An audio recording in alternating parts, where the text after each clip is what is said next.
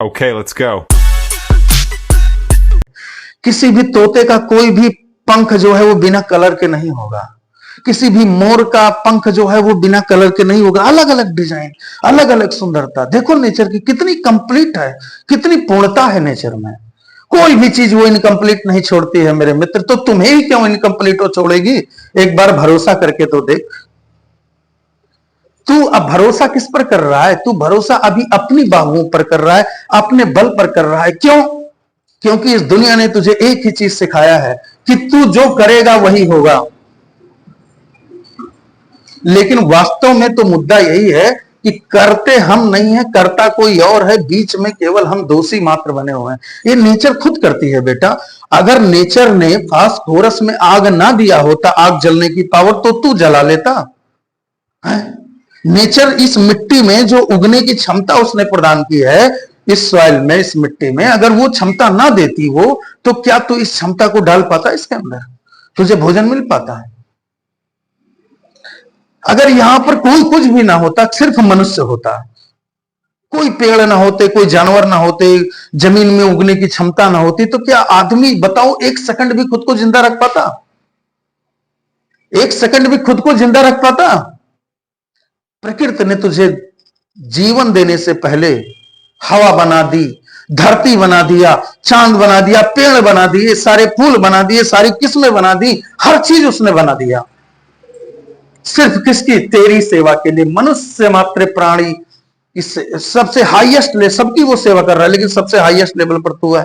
तेरे बाद फिर भगवान की स्तर शुरू हो जाता है, देवताओं का। मनुष्य सबसे हाई लेवल पर है, लेकिन मनुष्य इतना गिर गया है आज के समाज में। जानते हो क्यों? बेटा, शेर कभी शेर का शिकार नहीं करता है। शेर भूखे मर जाएगा, लेकिन दूसरे शेर को खाएगा नहीं। जानवरों में भी इतनी एकता है। लड़ाई झगड़ा हो जाए तो मारपीट वो भले कर लें कि एक दूसरे को मार डालें, गुस्से में, वो बात अलग है। समझ रहे हो?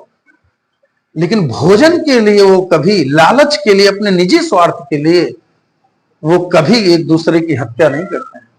लेकिन मनुष्य हर कदम पर अपने निजी स्वार्थ के लिए ही सब कुछ कुर्बान कर देने को तैयार है। सबसे बड़ी चीज जानते हो क्या? क्या कुर्बान करता है इंसान? अपनी जमीन, अपना हृदय। यदि आपने बेईमानी की, तो एक बात तुमने जरूर देखा होगा कि अगर आप कभी बेईमानी करो तो आपके अंदर से कोई ना कोई कोसता रहता है कि तुमने गलत कर दिया यार। कोसता रहता है ना। तुम कभी उसको पकड़ो कि ये कौन है जो कोच रहा है हमें अंदर से। उसको जरा पकड़ो। वही वही वही सर्वोपरि पावर है। वही वही पावर सबसे बड़ी पावर है जो अंदरवा से तुमको कोच रहा है कि तूने गलत कर दिया। अगर तू बार बार उसकी बात नहीं सुनेगा ना, फिर वही गलत करता रहेगा, तो एक दिन वो बोलना बंद कर देगा। और जिस दिन वो बोलना बंद कर दिया, फिर तेरी आदत बन जाएगी वो, फिर तू डरेगा नहीं। और जब उसने बोलना बंद कर दिया, तो ये मान ले कि अब ये परिणाम लिखा जा चुका है उसकी कॉपी में, अमिट है। ये तेरे कृत्य लिखे जा चुके हैं इसका। बेटा, महाशिव पुराण में भगवान शंकर कहते हैं, ये पूरी पृथ्वी जानते हो क्या है? जानते हो? पूरी पृथ्वी, पूरा ब्रह्मांड योनि है। योनि, योनि का मतलब होता है कि जिससे हम सभी, स्त्री के जिस अंग से, मां के जिस अंग से हम सभी लोग प्रादुर्भाव में जन्मते हैं, उसे योनि कहते हैं। तो भगवान शंकर ने पूरे ब्रह्मांड को योनि की संज्ञा दी है। दिमाग भी तेरा योनि है। ये मत सोचना कि योनि अंग केवल यही है। इसमें योनि का मतलब बीज, जहां पर बीज है, तो इसमें कुछ सोचेगा ना, वो ब्रह्मांड में होना शुरू हो जाएगा। अगर तू सोचता है कि फलाने का एक्सीडेंट हो जाए, तो एक्सीडेंट तो होगा, तय है, प्रकृति तय कर दी। लेकिन फलाने का होगा या तेरा होगा, ये तय नहीं है। होगा तो पक्का है, क्योंकि तूने बीज डाल दी। और इस धरती में अगर तूने बैर की बीज डाल दी है, तो होगा जरूर, तू रोक नहीं सकता है। क्योंकि बाहर की बीज को तो तू निकाल कर फेंक सकता है, लेकिन अंदर अगर तूने एक बार बीज डाल दी अपने विचारों की गलत, तो तू उसे रोक नहीं पाएगा। वो फल बनेगा ही, वृक्ष, उस पर फल उसका लगेगा ही, और उसका परिणाम बड़ा भयंकर होगा। पेड़ लगाने में तो दिक्कत नहीं है, लेकिन उस परिणाम को सह पाने में बड़ी कठिनाई होती है। इसलिए मन में अगर कोई भी बीज तुम डालते हो, विचार की बीज, क्योंकि दिमाग हमारा भी योनि है बेटा, ये पूरा ब्रह्मांड योनि है। तो जमीन में कुछ भी डाल हो जाता है ना, तो यूं नहीं तो हुआ कि इसमें कुछ भी बीज डाल उत्पत्ति हो जाएगा। ये कैसी व्यवस्था है, ऐसे दिमाग भी है। ये इतना ही नहीं, हवाओं में भी अगर तू झुक करके भगवान को इसे प्रणाम करता है किसी मंदिर के सामने या कहीं पर भी, तो ये हवाएं तुम्हारी मदद करने लगती हैं। ये भगवान नहीं आता, इन हवाएं भगवान है, इनमें पावर है। यहां पर बैठा है वो तुरंत तुम्हारी मदद करेगा, तुम झुकोगे। और जैसे ही तुम स्वाभिमान के साथ उठे तो तुम्हारी सारी शक्तियां पॉजिटिव रूप में मदद करेंगी। ये हवाएं ही चारों तरफ जो आपको दबाव बनाए हुए घेरे हुए हैं, अरे ये सबसे बड़ी माँ है, इसको तू हमेशा हर क्षण अंदर बाहर लेता है और चारों तरफ से इसी से घिरा हुआ है। तेरा कोई भी अंग हवाओं के टच में, ऐसा नहीं है कि हवा के टच में ना हो, तेरे सभी अंग तू किसी से भी छुपा सकता है अपने बॉडी के पार्ट, लेकिन इस माँ से नहीं छुपा सकता, क्योंकि ये माँ तेरे हर पार्ट को टच कर रही है कि नहीं कर रही है। हवा, विंड, एयर, मेरा नाम भी पवन ही है, मैं भी इस हवा का ही एक अंश हूं, इसीलिए तुम्हें जगाने आया हूं मनुष्यों, जागो। सो रहे हो? विवेकानंद जी बेवकूफ थे क्या? उन्होंने कहा उठो, फिर कहा जागो, फिर कहा भागो, और तब तक भागो जब तक तुम्हारी मंजिल तुझे प्राप्त ना हो जाए। अब सबसे बड़ी मुद्दा है कि मंजिल तो तुम एक चीज जानते हो कि पैसा प्राप्त कर लो, यहां की मंजिल, लेकिन यहां तो तुम्हारी लाइफ 60 साल है, उसके बाद क्या होगा? कालिया कभी सोचा है कि उसके बाद क्या होगा? 60 साल के बाद फिर तो आएगा उसी दरबार में ना, उसी साम्राज्य में तुझे भी दाखिल होना पड़ेगा ही, जिस साम्राज्य की चर्चा मैं अभी कर रहा हूं। इस साम्राज्य में सबको आना ही पड़ेगा। तो उस साम्राज्य में जाने से पहले, जैसे तेरा बोर्ड का सेंटर गया तो तू स्कूल 2 दिन पहले देख आता है ना, कि देख ले एड्रेस पता रखें, देर ना हो, तो उस दिन भी जाने के लिए सही जगह पर पहुंच पाए। कहीं नहीं बीच में बहुत लुटेरे बैठे हैं, तुझे लूट लेंगे, तुझे वहां तक पहुंचने नहीं देंगे, इसलिए पहले ही दर्शन मैं करा सकता हूं जहां तुझे जाना है बाद में। और उसी की बात कर रहा हूं कि पहले ही देख लो दरवाजा, कौन सा दरवाजा, जहां पे जाना है, क्योंकि मरोगे तुम नहीं मरोगे। यही तो फीलिंग है। दुनिया का सबसे बड़ा झूठ ये है, तुम्हें लगता है लोग रोज मर रहे हैं, ये सच है। दुनिया का सबसे बड़ा झूठ यही है कि तुम मरोगे, ये सबसे बड़ा झूठ है। आदमी क्यों इतनी विरासत बनाता है? क्योंकि वो मरेगा नहीं, वो जानता है।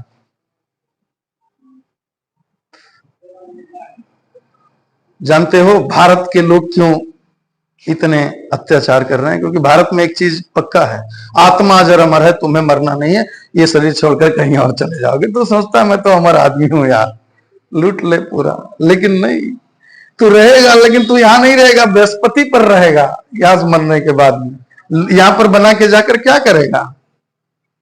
तू मंगल पर, वहां पर भी तुम, ये मनुष्य को तो लगता है कि बेटा मंगल पर जीवन नहीं है, उन्हें तो लगता है। अच्छा तुम खुद ही बताओ, कहते हैं सूर्य आग जल रहा है, वहां पर लाइफ नहीं होगा। अबे सूर्य की किरणें तुझे लाइफ दे रही हैं, पेड़ पौधों को लाइफ दे रही हैं, तो वो बिना लाइफ का ही है, बिना लाइफ के ही तुम्हें लाइफ दे रहा है। मुर्दा तुझे लाइफ दे सकता है? अरे भाई वहां पर भी लाइफ है, तुम्हारी आंखों से नहीं दिखता, अंधे हो तो हम क्या करें, लेकिन लाइफ है। विदाउट लाइफ के सूर्य तुम्हें लाइफ नहीं दे रहा है, उसमें लाइफ है। इसीलिए सनातन धर्म ने कहा सूर्य को भगवान मान लिया कि उसमें प्राण है, क्योंकि प्राण का मतलब क्या है? समझदारी, और उसके पास अपनी समझदारी है। अगर तू सूर्य के सामने रोज खड़ा होकर भाई माता सूर्य की गरियाओ, बच्चे ट्राई करके देख लेना, गरिया के देखा, दिक्कत क्या है? गरिया के देखो, कौन सा सुनने आता है? कोई मुकदमा थोड़ी ना लिख जाएगा। 10 दिन सूर्य देवता को खड़े होकर के मैं गुरु हूं आपका, पक्का कर रहा हूं, मेरे कहने से मत मानना, गरियाओ, और फिर परिणाम देखना अपने जीवन में बहुत बारीकी से। और गरियाना जब तो कसर मत लगाना, पूरे क्रोध में आकर के लात सब मार देना, गाली वाली देकर सूर्यदेव को यहीं से, लेकिन फिर परिणाम देखना। और फिर 10 दिन इनके ऊपर बाद में पूरे समर्पित हो जाना, और अपनी गलतियों का केवल पश्चाताप, और जैसा भगवान इनके शरण में चले जाना। फिर देखना कि तुम्हारी दोनों में क्या बात होती है। तब तुम्हें पता चलेगा कि धर्म ने झुकना क्यों सिखाया है, कि झुकने से तुम्हें सारी पावर सूर्य की प्राप्त होने लगेगी, तुम्हारे अंदर एक नया प्राण आ जाएगा, और गाली देने से तुम्हारे अंदर स्वयं आत्महत्या करने का मन करेगा। और जब तू झुकेगा तो तुझे इतना आनंद आएगा कि कुछ नहीं होते। लोग कहते हैं पता नहीं क्या, सब कुछ तो है, जीवन है तो सब है यार, पैसा नहीं है तो क्या हुआ यार, लाइफ तो है। अरे लाइफ है, पैसा क्या है यार। जानते हो चिड़िया को ना अपनी कभी चिंता नहीं होती है। चिड़िया कभी अपने स्टोर के लिए दाने नहीं रखती है। तुम अपने छत पर तमाम रख दो, लेकिन चिड़िया वो घोंसला बना सकती है तो क्या वो एक झोला नहीं बना सकते कि उसमें दाना रख ले? तुम बेवकूफ समझते हो क्या? उसके पास है इस तरीका। अगर वो घोंसला ऐसा बना सकती है एक दाने में, तो वो एक बैग नहीं बना सकती अपने लिए कि उसमें दाना रख लेंगे? बना सकती है, लेकिन जानते हो क्यों नहीं बनाती है? क्योंकि उसे उस बात पर भरोसा है कि मुझे उसने भेजा है और मुझे भोजन सुबह देगा। अगर आज दिया है तो कल भी देगा, नहीं देना होता तो आज ही ना देता, लेकिन आज दिया है तो कल भी तो पक्का हो गया ना। फिर दिक्कत क्या है? कल का पक्का क्यों हो गया? क्योंकि उसने आज दे दिया। आज ना दिया होता तो हो सकता है शंका भी होता, लेकिन तो वो स्टोर कभी नहीं करती। और मनुष्य के पास इतना है ना, तुम्हारे घर में अनाज है, साल भर का खाने से कम नहीं होगा, स्टोरेज है। दोनों घर में दिक्कत आ जाए तो भी इतना प्रोपर पैसा है कि कोई दिक्कत नहीं होगी, लेकिन फिर भी अब भाई जान ही पाओ कि वहां से 1 करोड़ रुपया मिले वाला है, वह वहां पड़ा है, कोई भी जान पाए। हम ही उसमें अपने को मैं बाहर नहीं कर रहा हूं, मैं भी, कि 1 करोड़ का सोना वहां पर पड़ा हुआ है तो चुपके से उसको उठाने का प्रयास तो सब कोई करेगा, लाने का कि हम मार ले जाते। या कोई भी जब किसी भी कंपटीशन में जाता है कहीं पर भी तो सोचता है कि हम विजयी हो जाते। मतलब स्वयं की कामना, स्वयं के लाभ के लिए सब कोई दौड़ता है। लेकिन जिस दिन आप इस चीज को समझ जाएंगे कि यहां पर हम सिर्फ आए हैं थोड़ा सा टाइम पास करने के लिए, तो जब तक हम हैं हंसी खुशी प्रेम और आनंद के साथ में अपने समय को व्यतीत करते हुए बड़ों का सम्मान और छोटों से स्नेह, बस हो गए लाइफ में। इतने तो करना है कि तुमसे कोई बड़ा देखे तो हाथ जोड़कर सम्मान कीजिए, अगर कोई छोटा है तो उसे मुन्ना बच्चा कह करके प्रेम से बात कीजिए। अब ये भेद जानते हो कहां हो जाता है? भेद यहां पर हो जाता है जहां पर हम ये समझने लगते हैं कि कौन मेरे लिए लाभ आ सकता है और कौन मेरे जीवन में लाभ नहीं आ सकता है। और ये चीज अगर आदमी अपने को छोड़ दे कि यार हमारा तो भरोसा कोई और है, उसके जिसने जीवन दे रखा है वो अपना देख लेगा। बस तुम्हें अपने टारगेट को देखना है, ईमानदारी से अपने कर्तव्य को अंजाम देना है, ईमानदारी से जो तुम्हें सौंपा गया है। अगर आप विद्यार्थी हैं तो आप ईमानदारी से अपने शिक्षा अध्ययन का काम कीजिए, ये भारत महान बन जाएगा, ये भारत विश्वगुरु बन जाएगा। अगर आप एक योद्धा है तो पूरी ईमानदारी के साथ मैदान में उतरिए और जो काम को वर्तमान में जो भी कर रहे हैं उसको पूरे अंजाम के साथ 100% उसमें झोंक दो। बस इतना ही करना है। उसके बाद क्या होगा क्या नहीं होगा, हम हारेंगे जीतेंगे वो अलग बात है, नहीं हार जीतना होगा, किस्मत में हार जाएंगे, हारना जीतना लिखा होगा तो नहीं हारेंगे, लेकिन 100% अपने कर्तव्य का पालन करना ये हमारा धर्म है। भले हम जानते हैं इस बात को कि कर हम नहीं रहे हैं, हम तो सिर्फ एक इंस्ट्रूमेंट हैं, जितना हमसे विचार ऊपर से उतरता है दिमाग में आता है उतना ही हम कर पाते हैं। तो ये विचारों का नियंत्रण करता कोई और है बेटा। जैसे कि ऊपर सैटेलाइट नाचती है लेकिन उसका रिमोट कंट्रोल बैठा है दिल्ली में कोई व्यक्ति।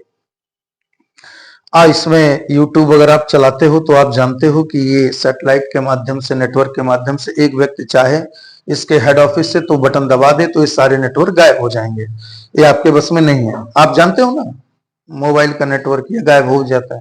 तो वैसे ही इस ब्रह्मांड का भी नेटवर्क किसी पावर के हाथ में है, वो जब चाहती है वहां बटन दबाती है तो आपकी सांस ऑटोमेटिक अंदर नहीं जाती है, बाहर की बाहर ही रह जाती है, कहानी खत्म हो गया। बस इतना ही होता है। तो रिमोट कंट्रोल जिसके हाथ में है उसके प्रति आपका एक बार धन्यवाद, अभिवादन, उसके सामने झुक जाना, उसका आभार प्रकट करना, यही सबसे बड़ी भक्ति है, यही सच्ची पूजा है। और इससे ज्यादा कुछ भी नहीं करना है आपको अपने जीवन में। दो ही काम करना है कि जिसके हाथ में आपके जीवन का नियंत्रण है उसके प्रति आप आभार से हमेशा भरे रहिए कि प्रभु तुम बड़े कमाल के हो। उसकी प्रशंसा करो, अकेले रहो तब उसकी धन्यवाद दो, उसका अभिवादन दो।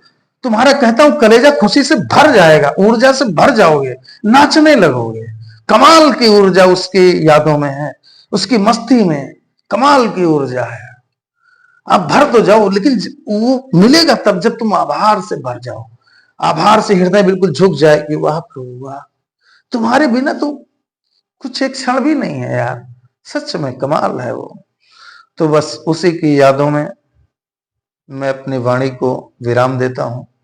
जय हिंद, जय भारत।